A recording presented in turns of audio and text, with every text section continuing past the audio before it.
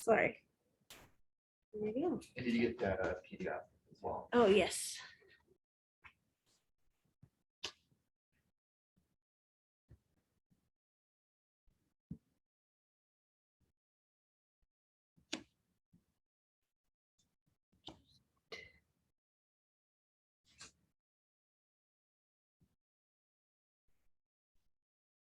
I might just forward it to you guys so you have access to it since you're here.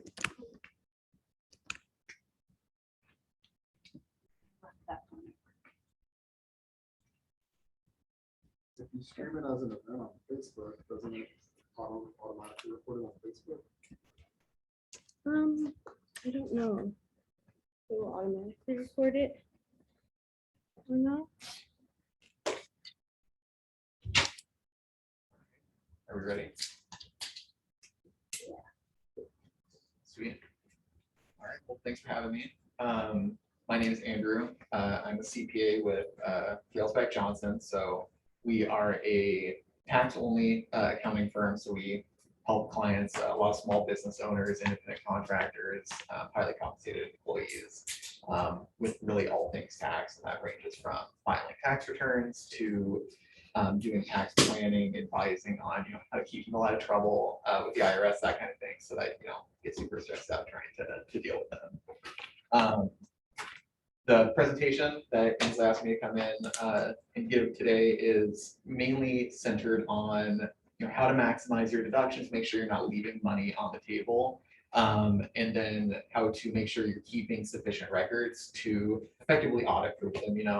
That way, if someone comes to the IRS, the state, any of the taxing authorities, that you have your files ready to go, you can hand it to them and say, have fun, and you don't need to worry about them coming in and start thinking things on, hey, you can't do this or you can't do that. Give you a little bit about my background. I've been with the firm for since we started a little over 4 years ago. I've been working as a CPA in the accounting industry for 5.5 years. I graduated from WSU Vancouver back in early 2018. Like I said, I work with a lot of small business owners. Outside of work, I spend a lot of time kind of exploring the Pacific Northwest. I love traveling. I read a lot of sci-fi books, horror movies, that kind of thing. So I'm really into that kind of thing. Couple main points just that we'll be covering are company bank accounts and the importance of having those if you are an independent contractor or a small business owner, and having that distinct separation between your personal assets and the business's assets.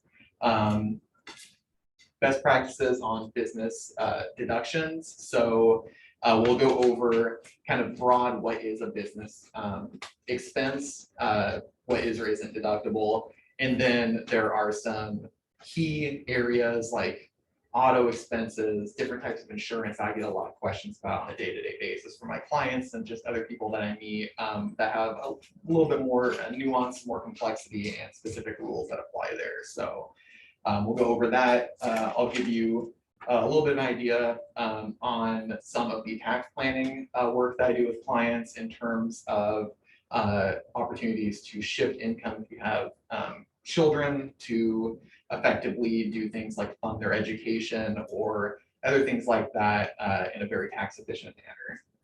And then lastly, we'll cover that audit proof aspect on what you should be doing for record keeping, as far as receipts, bank statements, that kind of thing, what you should be holding on to and for how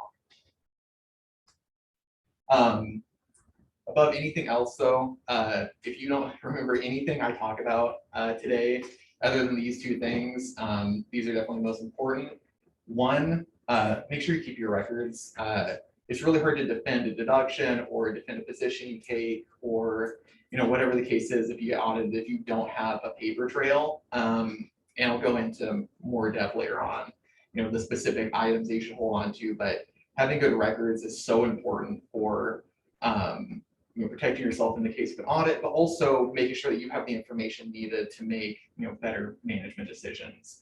And in terms of maybe I'm spending a little too much here that I don't need to be, or whatever the case is, it's hard to make those decisions and really know how you're doing financially if you don't have any records or information to be able to evaluate that.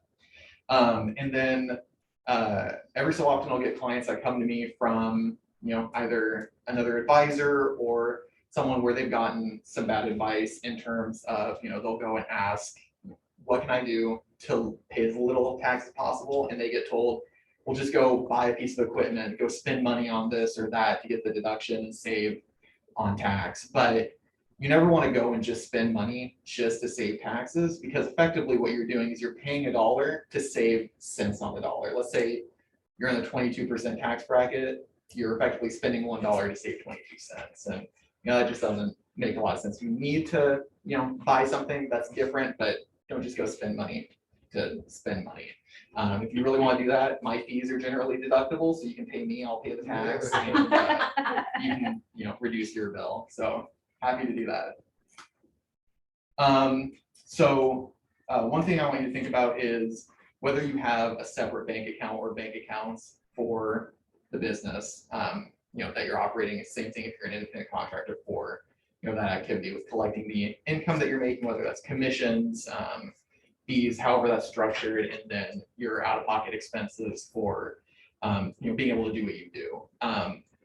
It is really important, especially if you have an LLC set up for that liability protection with the state, that you do have that separation. A lot of people will set up the LLC, on paper, essentially, file, pay the $100 whatever dollars with the state to have, that registered, but they don't go through the steps to really meet the best practices and the expectations of, what a normal business would do in terms of, make sure you have separate bank accounts set up, that you're not intermingling your personal and business sides of things. The reason that's so important is the only reason you set up an LLC really is for that liability protection. So if you make a mistake, if you get sued, whatever in your line of business, they can really only try to go after the assets in the business. They can't try to go after, at least not very easily, your house or your car or any of your personal stuff kind of outside of that.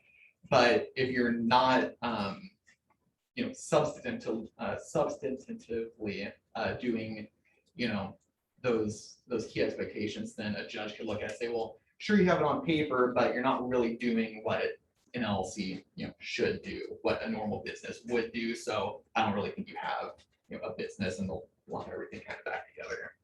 So at the very least, you should have a business checking account to run your normal day-to-day activity through.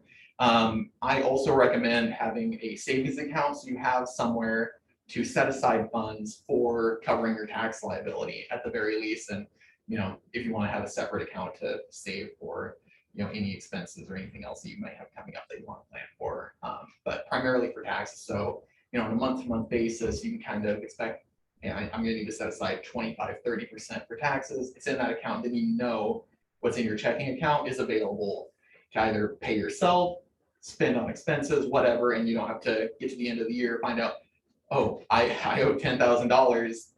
I may not have that, and then you have to scramble to come up with those funds. Either way, both of those should be in the name of the LLC if you have one. And then if you use a credit card for business, some people do, some people don't. Just make sure that if you have a credit card, it's in the business name and that you're only using that for business expenses. Just, in the interest of keeping things, not intermingled. It makes a record keeping a lot easier too, if you're not having to go through and see this one was personal, this one was for business as well. Like I said, name on the account should be the business name. And then really important to consider, if you have a significant other, a spouse that may rely in part or fully on your income, that you can put them as a signer on your bank account, so that if something happens to you, let's say you get in a car accident, you're incapacitated, that they can then go in and they can access your bank account so they can pay the bills and do what needs to get done. Then they're not scrambling. It's like, oh, I have no way to get access to the money we need to take care of things while in an event like that. So that's something that a lot of people don't really consider, and I've seen a handful of times where that's become an issue. And then if you are using paper checks, just make sure that business name is on them and that you're listed there as an authorized signer that can the title sometimes can be president, authorized signer, just something to show that, it's consistent with the naming and the designation of this as a business bank account. So then, at this point, when I'm going over this with clients, I usually get the question, well, if I'm keeping all of my business assets separate from my personal assets, how am I supposed to take money out to pay for my mortgage, to pay for my personal expenses, whatever the case is? And that can vary a little bit depending on the way your business is set up.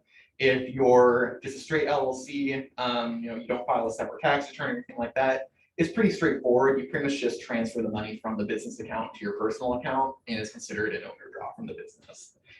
So pretty easy. If you have taken the steps to be treated as an S corporation, or if you are a partnership with other owners or something like that, it's a little bit more tricky where taking money in the business could be a straight owner draw where you're just transferring from one account to the other, or some or all of that could need to be paid out as wages through payroll to yourself. So if you're in that situation, you're really going to want to work with a tax advisor to kind of make sure that, one, all the entity structure stuff is set up correctly, and then two, to come up with a plan that's kind of tailor-made for your situation to make sure that you're meeting the requirements that the IRS has for those kinds of arrangements, and that you're able to get the money out of the business as tax efficiently as possible. Question. Sure. Mine is set up as a sole proprietor. Okay. Is that the same as the LLC where I just, because that's what I've got is my checking account, and then I just write a check to myself and go put it in my personal checking when I'm like paying myself.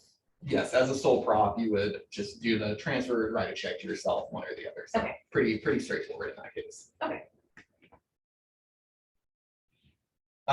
Okay, before we kind of move on to the expense side of things, I just want to point out with the business income that you're receiving from the work you're doing on a day-to-day basis, whether it's commissions, fees, whatever, whoever you're working with or under, whoever's paying you, if it's another organization like Ainsley, then you're going to want to make sure that that income is, one, being deposited into the business's bank account, and two, that if you're going to be issued a Form 1099, which as a sole proprietor, you would get one at the end of the year, that is issued under your business name if you have a separate business name, if you have an LLC.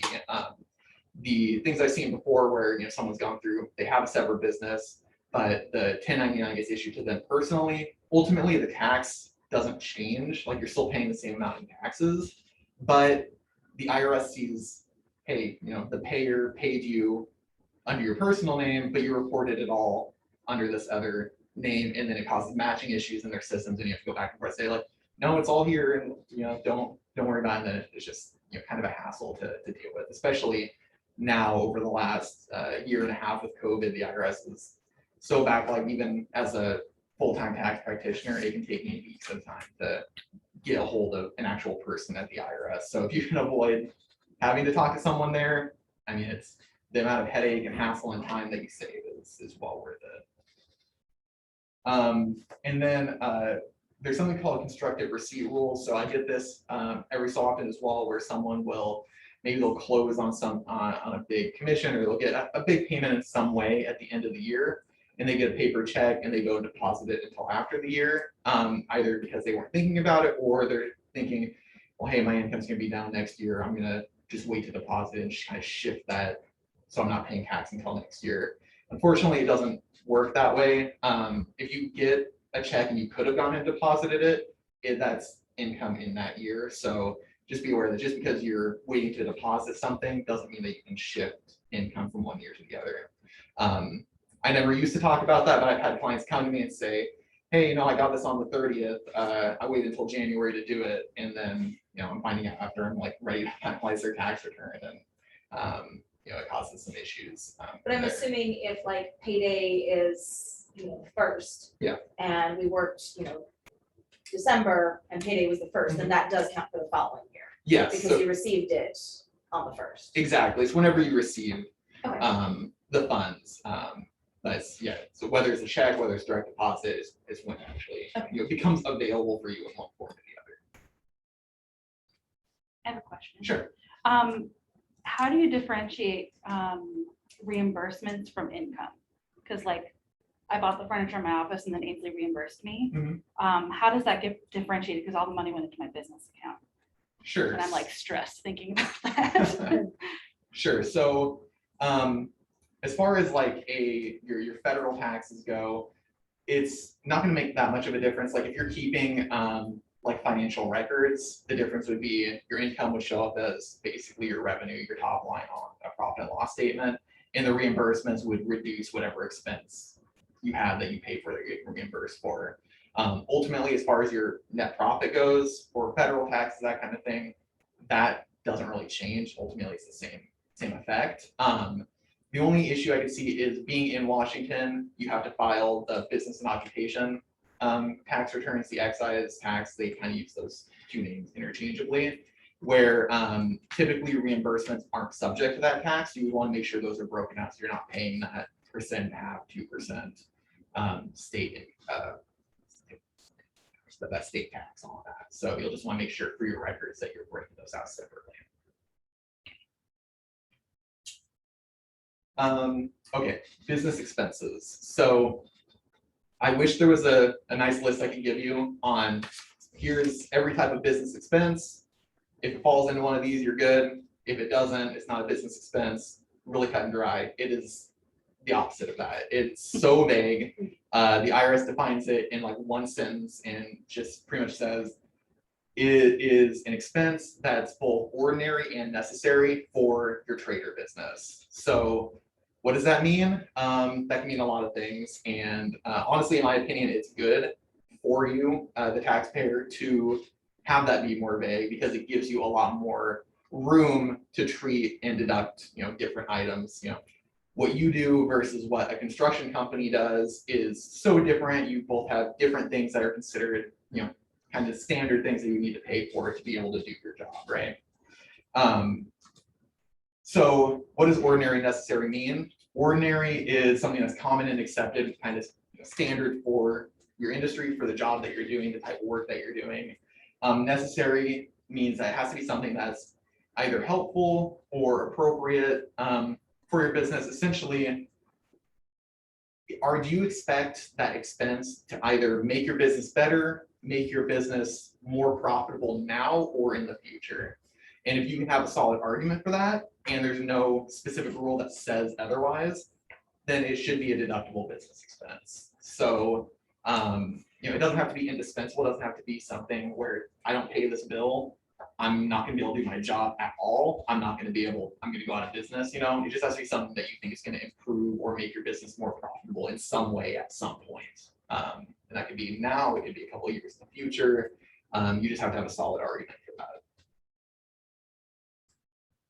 So a couple specific items I want to go into. These are items that I get a lot of questions on. These are items that I specifically look at a little bit more in depth than other items when I'm preparing a tax return, because there are specific rules that kind of fall in here that can affect how they're treated, whether they're fully deductible, whether they're deductible at all, how it needs to be presented on a tax return, that kind of thing. The first big thing is advertising. So, there's a lot of kind of standard stuff with advertising. If you have a website, if you are paying for an ad to run somewhere, those are all pretty standard things that are pretty cut and dry. One area that has a little bit more gray in it, I guess, is gifts. If you're giving a gift to a client, for instance, as thank you for their business or just something like that, there are some limits there that a lot of people aren't aware of. So if you give someone a gift of more than $25 per person per year, then you're limited to a deduction of that $25, and anything above that is considered a personal gift, and you generally can't deduct those. Really what they want to avoid is you going through and saying, hey, I like this person, I'm going to give them, however much money, and have you get a deduction for it, and they may not pick it up as income on their end, and then ultimately the government's losing out on tax money. A couple ways that are pretty easy to kind of get around this. So you have a much stronger case that it wasn't a gift, it was advertising with your existing client to try to generate more business, either keep their business or whatever. Add some kind of branding or add something business related to the gift to really have it be a promotional item in the eyes of the government. So sometimes just adding your company logo, sometimes that's, saying, hey, promote this, have a little card with it, anything like that, whatever you can do to kind of package it with something so that it's more, hey, this is directly promoting more so than if you give them, a Adidas t-shirt, something where it really has nothing to do with your business. So that changes the category if you do that from a gift to more of a straight advertising. Yeah, it'd be more like a promotional item. So like if you went to an event or something, everyone's got like the branded swag, the t-shirts, cups, Right. that kind of thing, where it's like, sure, it has a functional use that someone's getting and everything, but they're seeing your logo is kind of keeping you front of mind, that kind of thing. Plus, I mean, it's good from a business perspective in terms of, the fact that it is keeping you kind of front of mind, other people see it and they're kind of primed for, your brand, your business, that kind of thing. So,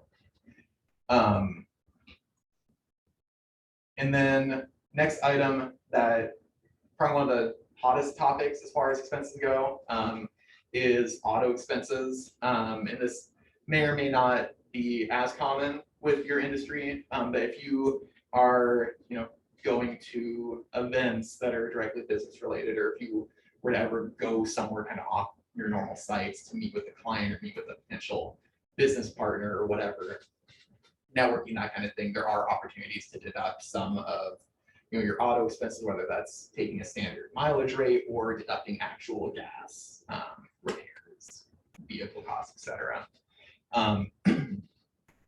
Generally, those two options, the standard rate versus the auto, are very different in terms of the amount of time, effort, and amount of information that you have to retain to do it. 95% of the time, taking that standard rate is going to be better. It's going to give you more or equivalent benefit as tracking all your auto expenses, and it's so much easier. You pretty much just have to keep track of your mileage and keep a log of that kind of as you're going throughout the year. Find out, hey, I had 100 business miles, it's 56 cents per mile, that's your deduction. No records needed outside of that. Pretty cut and dry. If you track your actual expenses, there are a lot more limits. You have to make sure your business is, your vehicle is titled and insured under the business, which means you would need business insurance, which is more expensive and more restrictive than regular consumer insurance. And you still have to track your mileage. You have to keep all of those receipts for every time you get gas, and then you have to prorate all of that by how much did I use it personally, how much did I use it for the business, and ultimately you're going to get up to about the same benefit anyway, if not, give or take a little bit, unless you were using your vehicle 100% for the business, which I don't think is very likely for what you guys are doing, right? Would this also count for like if I went to continuing education and like Tigard at like any mileage from my house to there? Yes. Okay. So going from the house, that's a good point actually. If you have a home office, yes. If you're going straight from home to the whatever location, that's generally considered like commuting, which wouldn't be. But if you have a home office and you can treat it as like, hey, that's a work site. I was at my home office, just like if you were here and you were somewhere else. And I assume with COVID, most people kind of have had to convert something into, a home office or a home office adjacent, space, right? Either option, you still have to keep track of all of your mileage. You can't get away from doing that. But a lot of my clients use just an app called MileIQ, or if you have QuickBooks Online, it has mileage tracking portion of like the mobile app as well, and it just tracks and you swipe left or right if it's business or personal, so it makes doing that way easier. And at the end of the year, you just export a report that says, here's my total mileage. Is that free? I think MileIQ is paid. I don't know if it's like $10 or $15 a year or a month or whatever. QuickBooks Online is definitely paid, but if you have it already for like keeping track of your financials, then it's included with that price. We only use it for the business, is it a write-off? If we only use like MileIQ for our business, is it a write-off? Yes. Yes, you'd be able to deduct the subscription cost for that. So any of those tracking data financial accounting software, whatever suite you're using, that should be a deduction. Cool.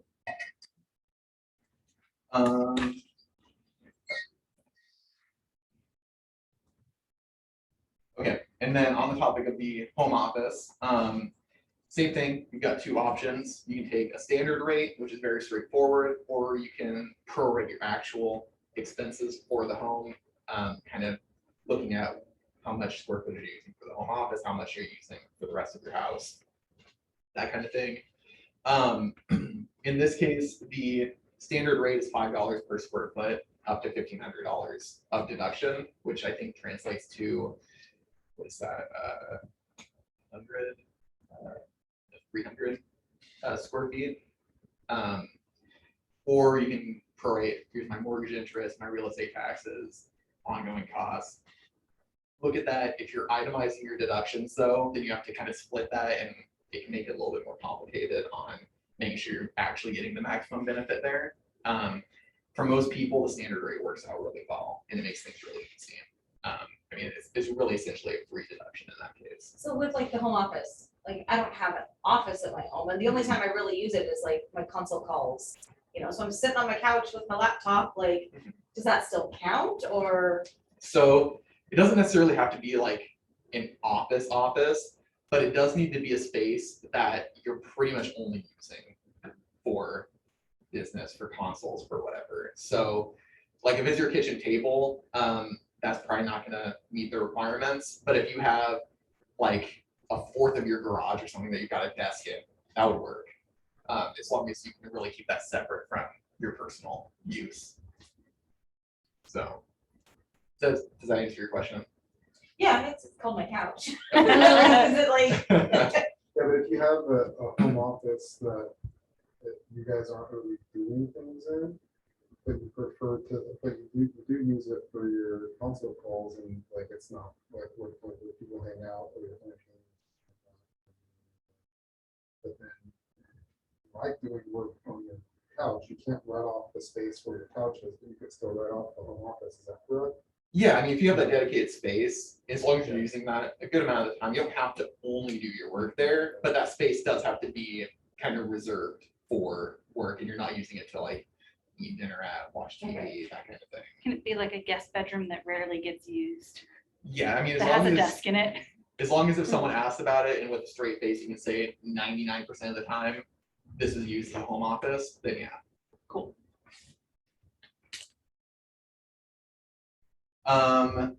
Insurance. So sure, there's so many different types of insurance, and depending on the type that you have, it can affect whether it's deductible, how it's deductible, how it should be treated, etc.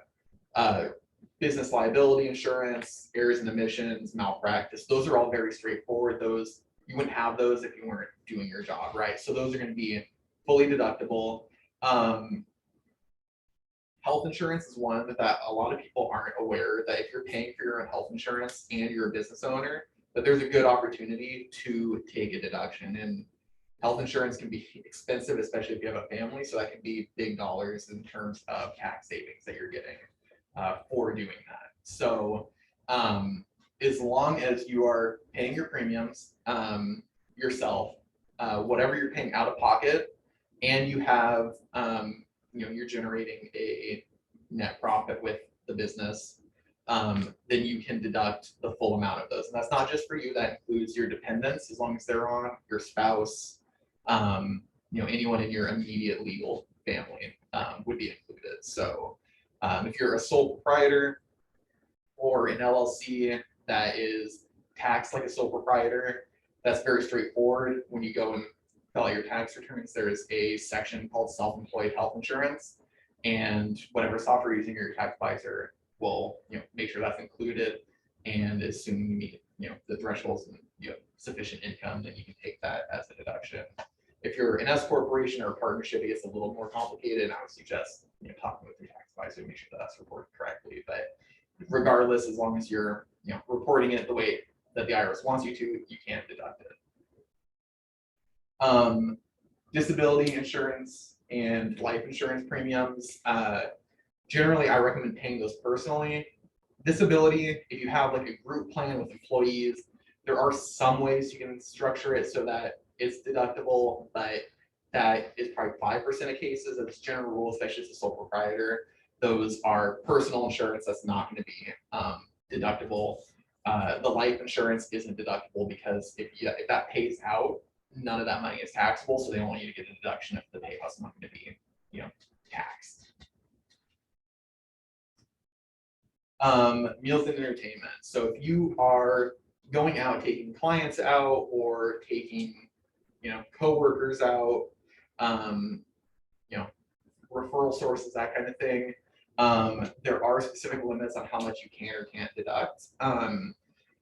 Prior to this year, 2021, all of your meals were 50% deductible, so you get, half there.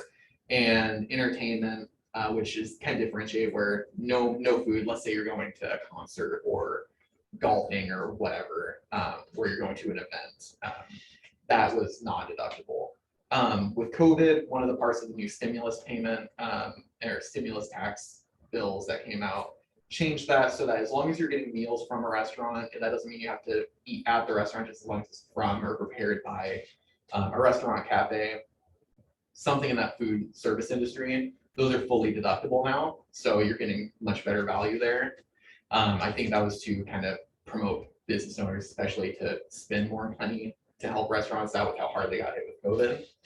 After next year, it's going to go back to 50% unless they make another change. And then entertainment still, that's not going to be deductible at all.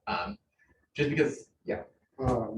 For us, sometimes we use movies and other forms of entertainment in our therapy sessions. Mm-hmm. So would that be classified as education? I would, education, you could put it under there, or supplies, or like dues and subscriptions, that kind of thing. If you're using it for a treatment, that's very clearly, you're not going out just for entertainment. That's something kind of necessary for the plan that you have. This is more like if you're taking colleagues out, or you're taking a referral source and you're just going to go see the baseball game, and you're just going to talk a little bit of business here and there. Sure. Where the primary thing is just that entertainment. If you're using an entertainment source in a way to do your job to provide a therapy, then I would argue that does not get subject to these rules. And in those other scenarios where entertainment, let's say you're taking a referral source, whatever, out, just because it's not deductible doesn't mean that's not worth doing if you think you're going to get more business. So when some of these rules change, I have clients ask me like, hey, should I like stop taking as many people out golfing or whatever? It's like, well, if you're still getting business, do it. Just because you're not getting a tax deduction, you're still getting a return on your money there.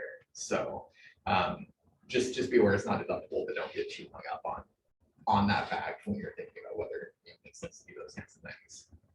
And another key distinction is if you are doing like a company function, let's say everyone on your team went out for like, or hosted a Christmas party or some other major like function like that, those aren't subject to the limits. That's considered a company function where that's going to be fully deductible. So easily take everyone out for a big Christmas party. Hawaii Hawaii. Oh. That's Yeah. actually on the list of things that we want to do. or beach retreat. Destination retreat. Yes. Yeah, so those kinds of things, as long as it's kind of firm company-wide, that is considered a company function and would be fully deductible. So, better bang for your buck there. And then also if you had like an event that was open to the general public, where you just like, hey, we're holding this thing, swing by. So like a good example is like realtors will have open houses or open educational events for like first-time home buyers, where anyone can show up, they've got food there, whatever, that's really more advertising because you're drawing people in and anyone can come. You're not being selective. And that's the key distinction, is if it's really limited, like you're taking 1 or 2 people out, that's going to be a lot different than if it's just open. It's like, hey, show up. And then, what makes a meal business related versus you just going out for lunch with someone? you just have to meet a couple requirements. You just have to really discuss something business related, whether it's something you're working on with that person, whether it's, you know, talking to a referral source and kind of talking about each other's business, how you can help each other out, whatever. Either immediately before your meal, during, or right after. And as far as record keeping goes for that, which I think I have in here a little bit later on, just keep your receipt. And what I do when I take people out is I'll just turn it over on the back, write down who I met with, what we talked about, just like a bullet point or two on, hey, we discussed this. And then, you know, time and place if that's not already on the receipt. And if you do all that, you're kind of set as far as your record keeping goes there. My dad told me, because he's been doing this a little bit, he Mhm. said you have to have 2 meals on the receipt in order for it to be a write-off. You can't just write off your own meal. But maybe that's something he learned like in the 90s and it's changed. I don't believe there's like a specific thing saying that you have to do two. I mean, that's kind of why it's the 50% typically, except for the special rules for the next 2 years, is because they just assume, you know, hey, you're probably yourself and one other person is kind of the most common. So that's why 50% is deductible. Okay, So they already kind of have that built into what they allow. okay, cool. And then talk about the Hawaii trip, travel, if it's not a company function, it kind of falls back on that question on whether something is business expense is, if you're booking a trip somewhere, you need to kind of ask yourself, how is taking this trip going to improve the business? I will be more relaxed and happy. That will improve my customer service. Unfortunately, I don't think the IRS will take that, but They're no fun. if you're going somewhere to meet with someone about a potential business opportunity, even if that falls through, if you can kind of keep records kind of throughout saying like, hey, I'm meeting with this person, we're talking about this potential merger, whatever, you know, collaboration, you know, that could work. If you're going to a conference for education, like I go once a year to like week-long education conference for practitioners, and you know, I have to fly out there, stay at a conference, all of that. You know, I'm doing that so I can be better at my job, you know, get direct skills or keep up to date on, you know, the newest tax legislation, that kind of thing. So if you're going to a conference like that, you know, that's obviously, you're doing that to make your business, your service better. So if you're visiting a friend who happens to be near a conference that you both want to go to, can you write off the trip? Because I'm doing that in 3 weeks. What is the conference for? Play therapy. Potentially. So the full thing probably wouldn't be deductible, but I think there are some areas that you could take a deduction for.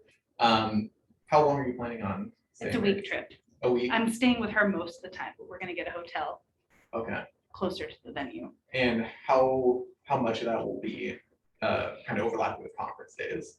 Hopefully 5 days. We're on a wait list right now Okay. because of COVID. Okay. So the reason I asked those couple thresholds, so like for your airfare, as long as your trip, at least 50% of the days that you're there are business days, either meeting with people, going to the conference, all of your airfare is deductible. So you can take some time to go and sightsee or whatever. Your hotel is only going to be deductible for the nights on those business days. So like if you go to Orlando and you take 2 days, you go over to Disney World and you don't do anything else, you're not gonna be able to deduct the hotel for those days. And then your meals are gonna fall under the meals rules as long as it's the business day. So for this year, next year, you'll be able to deduct 100% of those. And then obviously like the actual cost of attending a conference is gonna be fully deductible as well. And then record keeping as well on this, just like the meals, you're gonna wanna make sure that you're kind of keeping an itinerary, whether that's just a copy of your calendar or writing down a couple notes on like, hey, I did this, this, and this today, to substantiate that, hey, you know, this is kind of what I was doing during that. So if someone asks like, do you really do business on that trip? Then you can just say like, hey, yeah, look at this. So. Okay, so that's all I had on the expenses. Did you have any questions on specific expenses that maybe I didn't cover that you got, you know, questions kind of going into those? I've been told we can deduct personal therapy.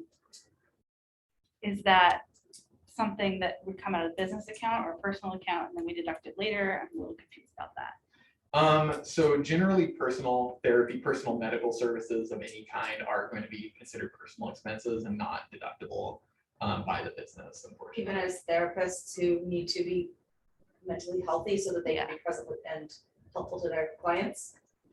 And I mean, unless you were in some way getting some kind of like training out of it, then no, unfortunately.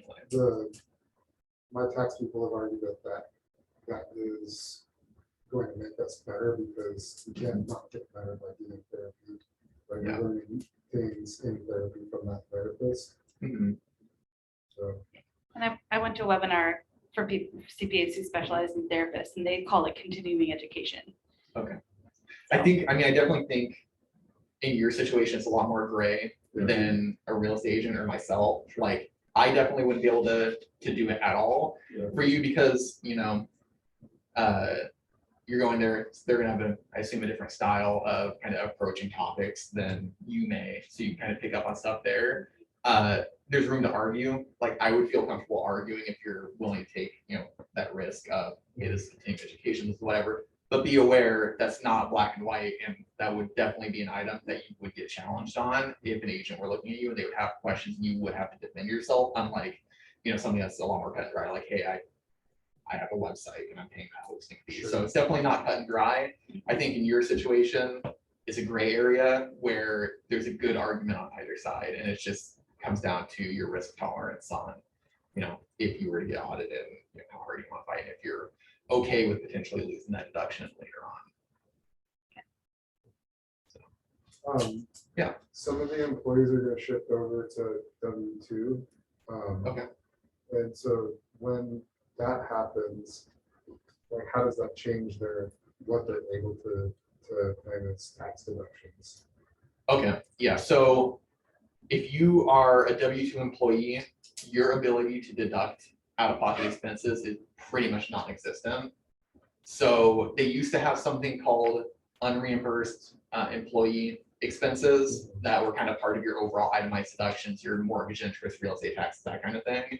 And as long as they were more than 2% of your overall income, you could deduct them. Back when the big tax changes happened in 2018 with what President Trump passed, they got rid of that completely. So if you're a W-2 employee with a lot of out-of-pocket costs, you're kind of screwed, honestly. Like, so in that case, you really don't have any options to deduct those anymore. That include like mileage as a W-2 employee? Yes, So like you couldn't do it or you could? you couldn't. So you wouldn't be able to deduct any of that either. So like for myself, I'm an employee with the firm. So I do have business mileage and the firm reimburses me for that rate, and then they take the deduction for that. But if they didn't do that, and I have friends, I have other people that I know who they do it and their company, their firm doesn't have a policy that allows them to do that, and they're just out of luck. They just have kind of taken on the wear and tear on their vehicle, and they don't really get any tax benefit of getting that. So I'll have to start keeping track of their mileage for business expenses for W-2 employees. if you're going to reimburse them, yes. So if you have employees where you're reimbursing, you just want to make sure that they're keeping those mileage logs, that they're submitting that to you. So for me, I have a expense reimbursement form that I have where I just turn it in once a month. On here's the CPE course that I signed up for and paid for with my own money. Here's my business mileage. I provide copies of all the receipts, and then I give it over to our firm administrator. I get it approved, and then they cut me a check for whatever that's going to be, and then they deduct that when they file the business's tax return, and they retain all those records in case they get audited. And then similar to what we were talking about earlier, so then we have to keep that separate from wages. Yeah, so that should not be run through payroll. It's just a direct reimbursement. So just a direct check or direct deposit. Want to do that, but that's not going to be wages. So yeah, unfortunately, when you change from independent contractor to employee under the current law, you lose on a lot of the flexibility to do that. But on the other side, as an employee, you're only paying half of your Social Security and Medicare taxes, and the employer pays the other half, where when you're self-employed, you're paying the entire amount. So effectively saving a little over 7.5% on those taxes. So there's a trade-off on either end. And that means W-2 employees can't write off a home office. That's correct. Yep. Or meals with their best friend. No. What if the W-2 employees have a side business, doing something else that isn't directly related to purpose? As long as there's a very good argument that the expense could be related to the other business and that other business is actually generating income, then I think there's room to do some of that, especially with the home office. Like that stuff's pretty straightforward. Where it might be a little trickier is like meals and those kinds of things, where it's like you need to be able to make that through line to the other activity. For sure. There's some opportunities there. I would be careful if that is going to make it so you're showing a loss on that other business every year. Then you run into issues on whether or not it's really a business or if it should be treated as like a hobby. Generally, to be considered a business, the IRS needs you to prove that either you're profitable or you're taking all the efforts necessary to attempt to make it profitable. And if you can't do that over like 3-5 years, then they should put a lot of doubt. And there's a lot more burden on you to prove like, hey, I'm doing everything I can to try to turn a profit. Otherwise, the risk is, if you keep doing that over and over again, you can't satisfy their questions on that they can just go back and disallow all of those losses. So I would just be careful on that and make sure you're keeping really good records and keep that through line. Any other questions on that side of things? Do all write-offs have to come out of your business account? They don't have to, but I recommend for record keeping and just the LLC protection issue that you do where you can. Obviously, there are times where it's like, all I have is my personal credit card, or I've got cash or whatever. Just make sure you're keeping track of those. And what I recommend is just cutting yourself a check from the business account to your personal account, just for a direct reimbursement for those, just for the record keeping, make it really clean. But things happen. You can't be expected to have that. Never My happen. Amazon card gets points, but it's in my personal name. Okay. I want those points. Yeah, I would just try to keep it from being like a regular, ongoing thing. Okay. So kind of touching on, I just want to give one example of a planning opportunity that works really well for a lot of small business owners if they have working age children. So whether this applies now or some way down the line, as long as they're working age, you can pay them to help you in the business, run wages, and generally, if you're a sole proprietor and they're under 18, there are some circumstances where they aren't going to be subject to the Social Security and Medicare taxes, and you're taking a deduction for what you're paying them at whatever your tax rate is, and if what they are being paid is under their standard deduction, which right now is it's a little over 12,000. It's indexed for inflation every year, then they're effectively not paying any tax on that because that standard deduction washes all of that out. So, if you have a teenage kid or something like that, and they're getting ready to go to college, it's a really good way to kind of shift that income from you to them and use those funds to pay for college or pay for whatever it is they would be paying for anyway, and saving tax while doing it. So that's something we look at a lot for our small business owners who have kids who are either currently in college or close to being in college, as long as they can legally work and they're actually doing something in the business. There's some pretty big opportunity there as well. So if that's not applicable now, maybe it will be someday, and just so you kind of have that in the back of your mind. Okay, record keeping. Like I said in the beginning, never assume that you're just entitled to a deduction. You really need to be able to prove it. And you prove it by having the receipts, by having the bank statements to support that you actually spent the money and what you spent it on. So, it's not fun keeping records. I'm an accountant. I don't like doing it that much either. It's just something you kind of have to do. So you're going to want to make sure you keep all of your receipts for business expenses. and all of your monthly bank and credit card statements for those business accounts. And you're gonna wanna hold on to those for 7 years. Generally, the statute of limitations is 3 years from the time you file your tax return, and it's kind of set in stone. But if the IRS tries to say you're either trying to commit tax fraud or that you're just grossly negligent with keeping your records, then they have avenues to extend that up to 7 years. So just as a best practice, I always recommend 7 and then throw everything away. That's how long we retain all of our documents that clients give us is that 7-year mark. And that doesn't have to be physical documents. You don't have to keep a shoebox in your closet. You can keep a Dropbox file, digital copies, whatever, as long as you have all of those. I really emphasize the receipts though, more so than statements, because if the IRS just has your bank statements, they really don't like that because a lot of times the statements don't have full detail on what it was you spent, right? So maybe if you're lucky, it'll say like, hey, this was Hula Boy Charbroil or whatever. Sometimes it just says like the payment process for like PayPal. And it's like, well, what was that? Did you give someone money personally? Did you spend it at a business? What is it? So they really don't like that. That's why they want the receipts. So they have full info on that. For Washington in particular, the receipts are really important if you're buying like physical stuff, especially in Clark County where it's so easy to go across the river and not paying sales tax. If you're a business, the state really cracks down on our area in particular to make sure that you're paying sales tax and stuff you're supposed to pay sales tax on. Technically, they do it for individuals, just like non-business owners as well, but they really only enforce it on business owners.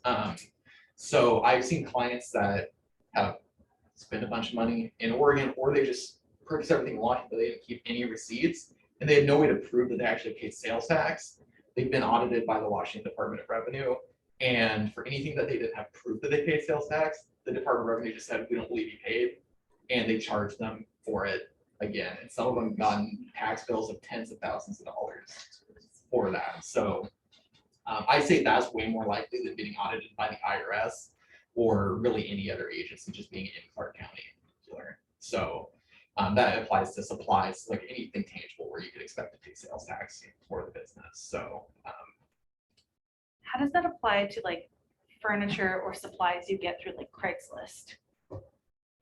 For those items, you should be reporting that purchase and paying sales tax. They call it use tax when you're reporting it yourself, when you file your excise tax returns. So that's all part of like a combined filing in the state. Okay. So I would just keep track of those. And then keep an eye if you're purchasing things online on whether or not they're actually charging you sales tax. They've gotten way better at it because there have been, in the last couple of years, a lot of really big court cases with Amazon and Wayfair where they weren't doing it, and all the states have cracked down and said like, hey, if you're a big online retailer, you have to start collecting sales tax based on where you're shipping to. But there's still smaller sellers and stuff where that doesn't happen. So just kind of keep an eye on it. Are we covered that? Session. Oh yeah. And then if you don't have an accounting system already, QuickBooks is one option. There are free alternatives that are free equivalent. Just some way that you can, generate financials to make it really easy for you come tax time. And so you can kind of see where you're at as far as what you're doing with, what money you're bringing in, what expenses you're paying, your net profit to make those decisions. So I always recommend doing something like that if you have a substantial amount of activity. If you got like 10 transactions a month that you're working with between your income and your expenses, you can probably get away with just doing a spreadsheet rather than paying QuickBooks like $50+ a month. Probably not worth it in that case. But if you're 50, 60, 100 transactions a month, then it's gonna save you a lot more time in the long run that you could be using doing stuff you enjoy or trying to make more money than trying to keep track of that in a spreadsheet.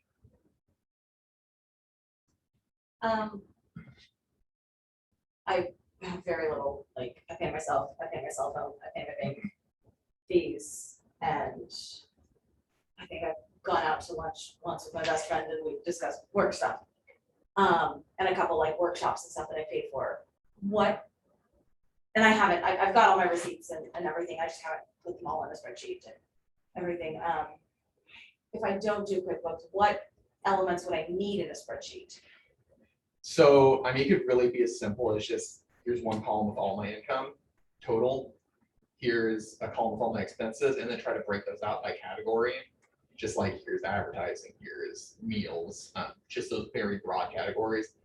Here's my income minus my expenses, here's my profit. It could be as simple as that. Okay, So, really however you want to format, so that's, if you look at it, you can tell what's going on. Then that's Okay. fine.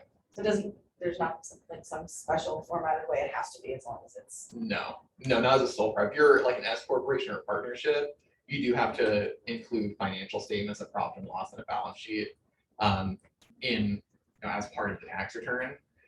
So you have more stringent reporting requirements, so we probably want something like QuickBooks, but for your case, just like a general spreadsheet where you can kind of tell what's going on. That's completely fine. What about like, if your business bank account doesn't have the minimum amount of dollars in it to not get a fee, Mhm. like a monthly fee or quarterly fee, can you write off the fee? Yeah. and is the bank statement, because I got the same thing, is the bank statement enough of a receipt for that? For that, yeah, because they're not giving you like a point of sale receipt or something. Okay, So Good. that's really all you can get in that case. I just need to figure out my phone one, because I've just got an auto pay set up. yeah, I PayPal my dad. So, Okay. Yeah, I've just got auto pay, Okay. so I need to get on T-Mobile and see if there's a, like a Yeah, generally they'll push through like an invoice or something offline through like your customer login. Would I need to get like something from, so my dad got all of his kids' phones on his plan because he gets like $20 a month because he's in the military. So my business phone is only $20 a month through him, but I just PayPal him. Do I have to get any statement from him stating that that's why I'm sending him the $20? I mean, Like a that receipt? sounds like it'll be quite a bit of effort to try to get like a solid receipt for that. And if it's that little, personally, I would just pass on it and then try to track something down later if you got audited. The technically correct thing, if you wanted to make sure you got a receipt, would be if he has a receipt that shows, because usually the phone receipts will say like by line, like what's being charged. Mhm. Just one of those, and you can go and highlight like, this is mine. You know, Okay, then that would be fine. But if it's $20-30 a month on that, and it's gonna be that much trouble to get it, I probably wouldn't worry about it that much. should I keep paying him through my business account or should I just add that to my personal? I would pay him out of your business account. Yeah. Okay, good. I think, yep. So the last thing I have is just that the Form 1099 filing requirement. I think that's mainly going to apply to Ainsley, where you're just going to want to make sure that if you're paying anyone that's not a corporation, S or C corporation, for services, and you're paying them more than $600 a year via cash, check, whatever, PayPal, anything that's not a credit card, then you need to file a 1099 reporting what you paid them every year. So it's really, really important to make sure you're doing that because the penalties can be pretty steep if you get audited. And they say like, hey, you should have filed one for this, or if you have incorrect information, especially on a form, where for every form that you don't file, it can be a little over $500 that they can charge you there. So I've only seen one of my clients get audited for this, and it happened to be someone who files several hundred a year, and they were charged like $40,000 for 2 years. Each for 2 years because they had an internal person who was doing, did a bunch of them incorrectly, they didn't do a bunch, and we were able to get them out of a bunch of the penalties and everything from that, but it took a couple of years to do that. So I mean, it's pretty quick and easy. If you have like a couple that you need to do, you can do it in like 45 minutes, at most. So really easy to do to just kind of avoid having to deal with that, having those really steep penalties. And then that's all I've got. So if you have any other questions about any other tax issues, anything that I didn't go over or whatever, I'd be happy to kind of chat now, or I've got my contact info. I know Ainsley and Alyssa both have my contact info as well if you need anything later.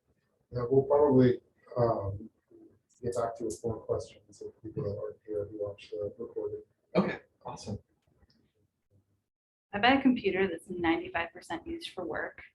Can I write off the whole thing? Yeah. I never use it for anything else.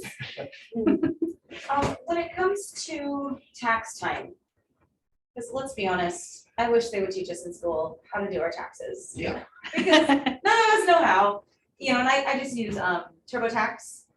And now, you know, this year I'm gonna have to do all this stuff, like, Mhm. how does that work with, when it comes to filing taxes? Because I've got my other job, so I'll have my W-2s from there, and I'll have my husband with his W-2s, and then I'll have all of this, like, and so he'll give me the 1099, Yes. but then like with all my expenses and everything, do I just keep track of the, like, when it comes to keeping track of all that, just pretty much take the expenses and put it in there as deductions, or? Pretty much, yeah. Okay. So for sole prop, when you're doing that, it's pretty straightforward. So you'll have your individual return and all of the business income, you know, both what's showing on the 1099 and then all of your expenses are gonna be reported what's called a Schedule C.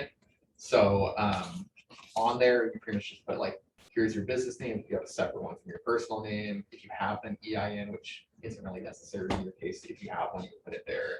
You'd put a business address if it's different from your home address. You'd answer a question on if you filed any 1099s, and then you put in, here's my revenue, and then it's got like half the page where it's just like, here's different types of expenses, and you just put, here's how much was for each of these types.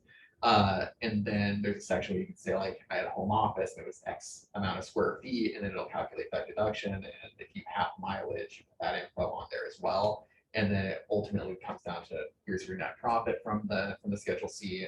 And, you know, TurboTax or any other software that you're using should do all those calculations for you. If you put in that, there'll be a separate form that'll calculate your self-employment taxes on Okay, as well. But how much you pay in those could vary as well, depending on how much you make from your other job and stuff like that. But ultimately, it'll all kind of come together in one picture. okay.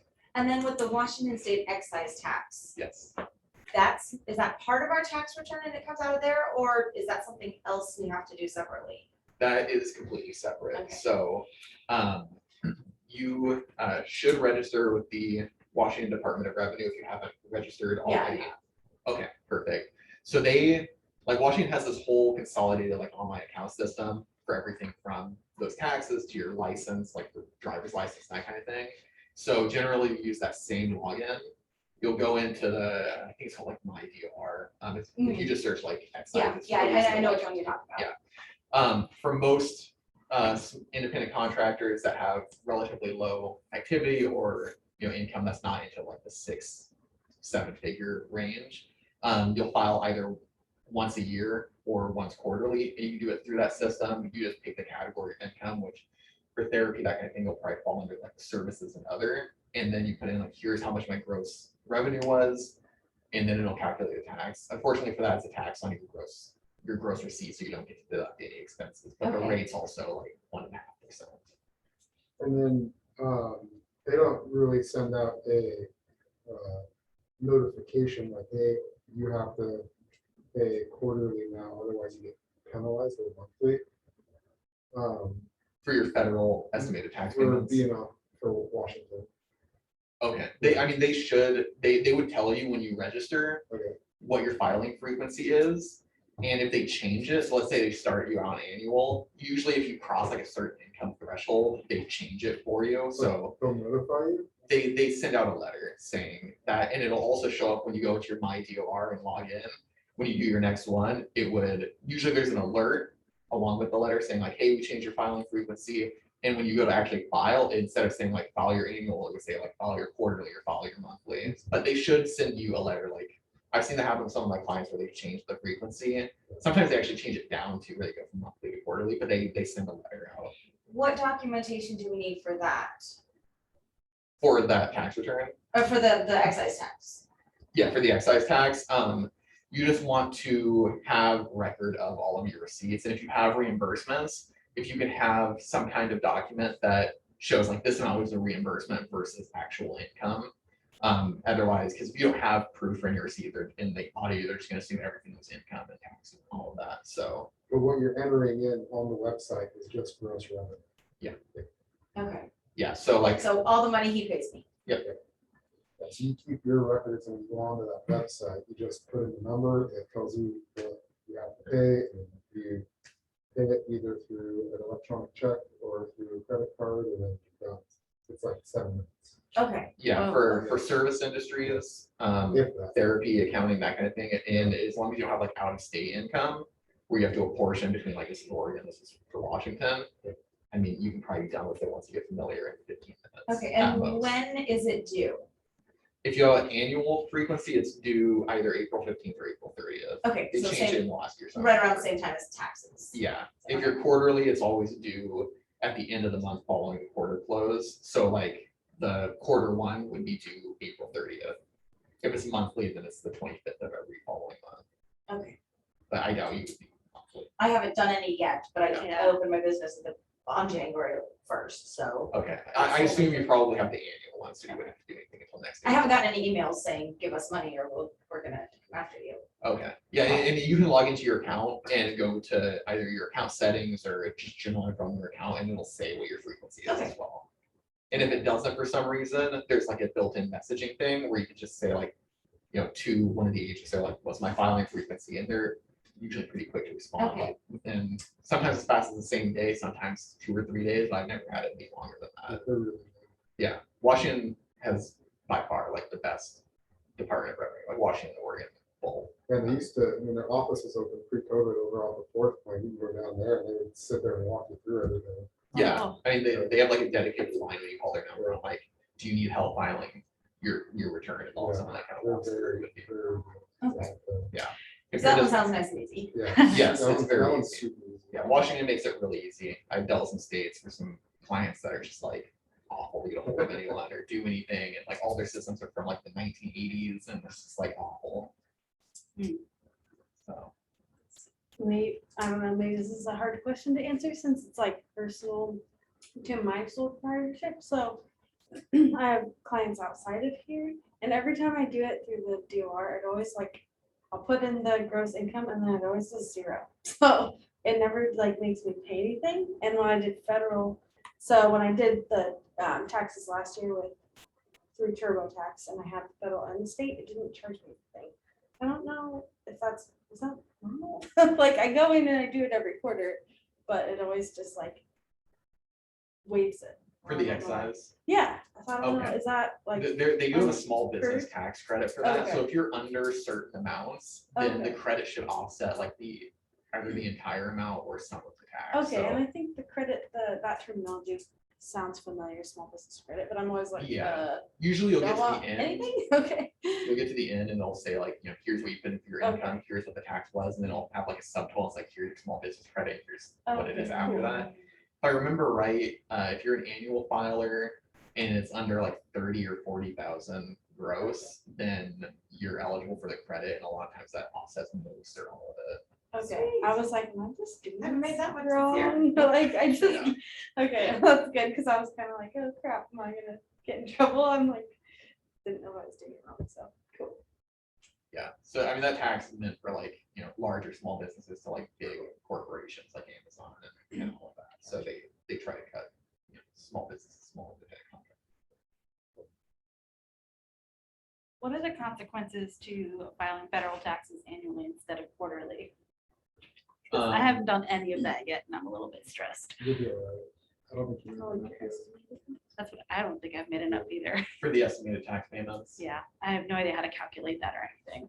Okay, yeah, so that, generally, if you had like another job with withholding or something like that, or you had some other way where you're already paying in taxes, and that's gonna cover your total tax liability anyway, then you don't have to pay it quarterly.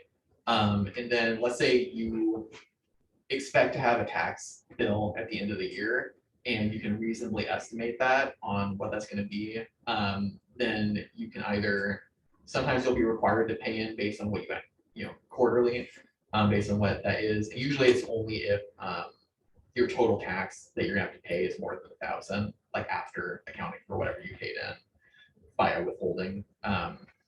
Then you would either have to pay in quarterly based on what you actually expect your tax to be, or meet your safe harbor requirement, which is looking at how much was your tax last year. And if you're already paid in what last year's tax was, then you're not gonna get hit with penalties or interest if you don't pay until your tax return is ready to file, Mhm. by April 15th. you can do kind of either or there. So like sometimes the safe harbor doesn't work very well if you have like way higher income last year than what you expect this year, because then that prior year number is going to be more than what you want anyway. So it kind of depends, and that's one of the things for a lot of my small business owners, I look at quarterly for them. I have a piece of tax software where I can go in and it makes that really easy, but I'm not aware of They don't know about any. you or anything like that. Like, hey, you're gonna, next year you're gonna have to do quarterlies. No, it's really on you to kind of look at that, see what you're expecting, Okay. and that can really change on a year by year basis, really. I there. started in January too, so Yeah, I didn't get Only started paid till recently. like May though. yeah, I only Okay. recently was like, oh, I'm comfortable now. My checking account's building, my business account. So I gave myself a little raise because student loans are coming out soon. Yay. Okay, yeah, so I So, mean, generally yeah. your first year where you started kind of on your own as a contractor or a small business owner, it's pretty rare that you wind up getting hit by a bunch of underpayment bills. It's usually like year 2, 3 onwards where you need to really start paying attention to that. Yeah, I'm expecting that to make profit, like, Mhm, between like my big workshop that I paid out and everything. And like, mhm, yeah, I think at this point I'm just about broke even. mhm. Yeah, that's a relief. So if you get to the point where you're generating, quite a bit more income and you've kind of been on your own into year 2, 3, that's kind of the time where you probably look at hiring an enrolled agent or a CPA or someone that has those systems and is able to help you with. So honestly, that's a big part of what I kind of do throughout the year rather than just putting it together. And is that like a threshold? So like for myself, when I made the switch that they were making, I didn't make much the first year or two, but it kind of exponentially grew. And then I didn't know that I had to pay quarterlies, and so then at the end of the year, I had penalties to pay. Yeah. I mean, that's how I found out I had to pay quarterlies. Unfortunately, that's how a lot of my newer small business owner clients find out is they are doing it by themselves or they have someone who has already advised them and then they file a tax return. It's like I had to pay a few hundred or a couple thousand and penalties and interest and all this, and I would have just paid quarterly if I knew. And they really do a bad job. Just the government, They don't school pay in us general. interest when they take more of our money Uh-huh. than they should. What's the mechanism? So like, is it, for a year you've made over $50,000 and then, or is it 75 or is it $100,000 and then the next year, like you can kind of expect to pay quarterlies, or is it something that we have to actually have somebody take a dive into our finances and all this? I wish there was a threshold. Isn't it more if you owe them more than a certain amount at the end of the year, then there's the penalties Yeah. and you should have paid quarterlies, Mhm. but you don't know until you. Till you Yeah, get so there. it's looking at a general rule for me is if you expect, after, like, assuming you have a second job after that withholding, if you expect to have to pay in more than $1,000, you're probably gonna need to look to see whether you need to pay quarterly or not. So, regardless of how much you're making, as long as you're turning a profit of, I don't know, 5, 10,000 plus is kind of the point where you either need to try to figure it out on your own or hire someone to help you figure that out to see whether or not you need to pay quarterly. That doesn't necessarily mean you have to have that person look every quarter and do like a full scenario. So what I do, like, for example, I'm working with a client who just became a licensed real estate agent last year, and this is the first year where they're actually making a decent amount of net profit, whereas before it's kind of the end of the year and they were break even. So first year that they have income, I looked for quarter 1 and saw, okay, well, here's where you're at, here's where you expect to be throughout the rest of the year. I ran a full, all the numbers to see, like, okay, I expect you have to pay in this much for the year. And then, I gave her estimated payment vouchers for that. And then kind of going, and then every quarter since then, I've just checked and it's like, are we still good? Are we still on the same plan? Cool. I'm not running numbers and she's not getting charged again. But we're still kind of keeping the pulse, so we can adjust as necessary. But I wish there was a threshold where it's like, if you're over $50,000, you have to pay in quarterly, or if I owe this much in tax, I need to pay in quarterly. It's not that cut and dry. They don't make it that easy for anyone. So for those of us who just started this year, can we expect those penalties if we wait until April? And how I mean, it much would are really they? depend on everything else you have going on. So if you have another job, or if you have a spouse that you're filing jointly with, and they have income, whether that's as an employee or as a small business owner themselves, all of that comes together to really, or if you have kids and you're getting the child tax credit that can help offset that tax, or whatever it is. I mean, all of those things can change the situation. So I don't really have like a catch-all answer for that. Do you have to report state assistance? Like Um, Medicaid or food assistance or anything like that? No. If you got like unemployment benefits, then those you would. And if you got insurance help benefits, they were. So I had to pay out because my boss gave me bonuses. So the amount that I reported when I signed up for Washington Health Plan Finder, and they gave me assistance, like dropped my premiums for insurance. And so then I put in my actual income because my boss would give me like $100 bonus, and just that much of a bonus each month bumped me up enough that at the end of the year, I had to, like, I only had to pay like $56. But until I put that in, my tax return was saying like, oh, you're gonna get like 500 back. And then all of a sudden I had to pay because they took that away because I made more than I didn't put, you know, I put in, this is how much I normally work. And so this is how much I normally get. And Oh, you have the marketplace coverage where they give Yeah. you like the advance on the credits to reduce your monthly premium. yeah, Yeah, if you're in that situation and you have any fluctuation to bump your income higher, like the thresholds in what you qualify for and what you do or don't qualify for that credit in general, like even $1,000 or $2,000 can bump you up where all of a sudden you have to that's- repay a Mm. decent or Yeah. amount of that credit. So that can be an easy trap to get to. I've had a couple of clients get nailed with that way. They had to yeah. they ended up making 30,000 more than they thought they were, and they had to pay back like $8,000 in advance Oh. credits throughout the year. Yeah. It's like I've been on Medicaid since like February and not paying anything, but my income fluctuates, and so it's hard to predict. And it's like all of a sudden exploding, which is really nice. I think I should recheck in with them about that Yeah, qualification. because, I yeah, don't wanna they get got me for bitten that. by I mean, and later. luckily, I only had to pay like $50, but still, it was like, oh, this is the first time I've ever had to pay. Uh-huh, So watch out for that one. yeah. Any other questions for right now? Sorry, I think I do. I'm trying to think how to word it. So as a sole proprietor, so I won't really be I won't have very much business for Q4 because maternity leave. Is there something that as like a sole proprietor you would do separately for something like that?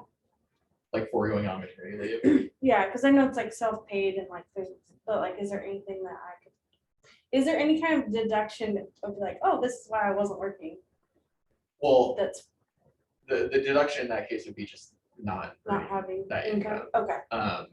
So there's nothing in particular. You would just want to look and see like, okay, well, what I had during the period where I was working before I went on leave is kind of my income Okay. for the Cool. year. So there aren't really any additional like record keeping or Okay. considerations that you need to make there.